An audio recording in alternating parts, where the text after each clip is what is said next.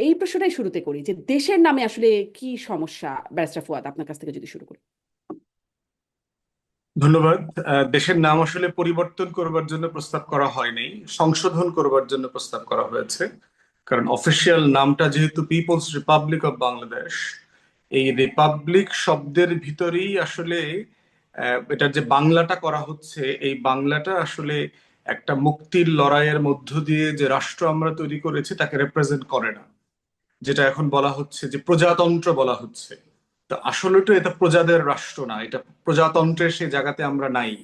এটা একটা মুক্তির লড়াইয়ের মধ্য দিয়ে আসছে, এই জন্য তারা বলছেন যে জনতন্ত্রী হতে পারে কিনা অথবা নাগরিকতন্ত্রী রাষ্ট্র, এটা ওনারা প্রস্তাব করেছেন। আমার মনে হয় যে এই বিষয়ে আমরাও কথা বলেছি। আর হচ্ছে যে এই রিপাবলিকের ভিতরে অলরেডি পিপল অলরেডি আছে। সো এটাও দুইবার আসছে কিনা সেটা একটা ট্রান্সলেশনের ব্যাপার আছে।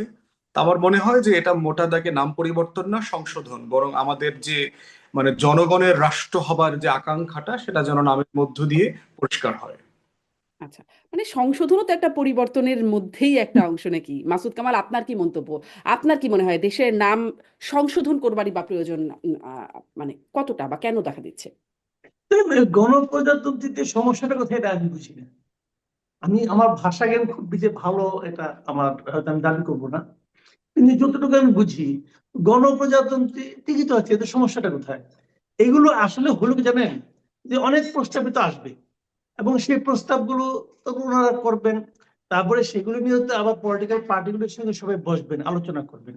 সেখানে প্রথমে একটা প্রস্তাব, সংশোধনের প্রস্তাব ওনারা দিয়েছেন। আমি মনে করি এটা যে খুব একটা গুরুত্ব বহন করবে এবং এটা নিয়ে যদি কেউ আপত্তি করে তাহলে যেটা পরিবর্তন করতেই হবে তেমন কিছু না। এবং এটা আমার কাছে খুব একটা গুরুত্বপূর্ণ পরিবর্তন মনে হয় না। যদি পরিবর্তন করে ওনারা যেটা বলেছেন সেটাও যদি রাখা হয়, তাতেও যে খুব একটা ক্ষতি হয়ে যাবে আমি তাও মনে করি না। এতে খুব বেশি কিছু একটা যায় আসে না, দুটোই আসলে একই অর্থ বহন করে।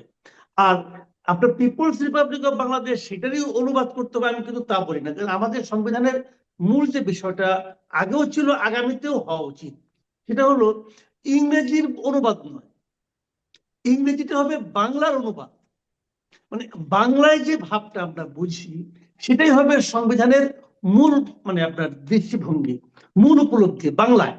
উপলব্ধিটা আমরা করবো বাংলায়। যদি কারো প্রয়োজন পড়ে তারা ইংরেজিটা ট্রান্সলেট করে নেবে, কিন্তু পিপলস রিপাবলিক অফ বাংলাদেশের বঙ্গানুবাদ করতে হবে, এটা ঠিকঠাক।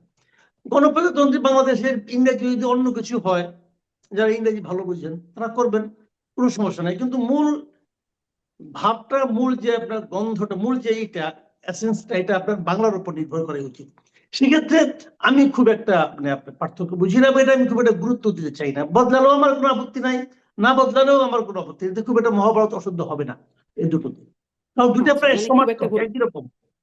আচ্ছা, খুব গুরুত্বপূর্ণ বলে মনে করছেন না,